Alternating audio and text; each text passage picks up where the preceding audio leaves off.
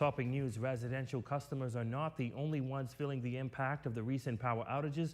A local businessman says businesses are feeling the pinch as their bottom lines are impacted, and it could have a wider impact on the overall economy. Cleopatra Murphy has the details. Local businesses are on the losing end of frequent power outages as customers cut back on patronizing particularly fast food restaurants due to the instability of the power supply. President of the Grand Bahama Chamber of Commerce, James Carey, says it's a loss the business community and the island's economy can ill afford. This is just yet another setback. We've had hurricanes, we've had COVID, we have the ongoing fight between the government and the Port Authority, and there have been other things, and now we have an issue with power supply. And of course, there's an outstanding request for an increase in the rate of power, which in itself does not bode well for economic development. The Grand Bahama Power Company attributes the power cuts to load shedding due to challenges at its Peel Street station.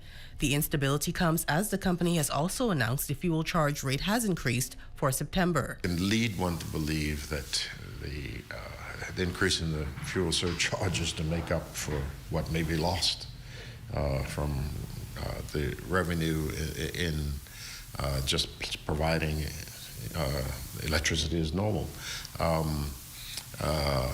It really just solves the wound that already is there. Carey says businesses just want transparency to plan accordingly and are hoping for a resolution to power woes in the short term, suggesting it could be much worse if Pharmachem were still open, adding to power consumption. Power is produced by mechanical plant, and things do happen and they do go wrong.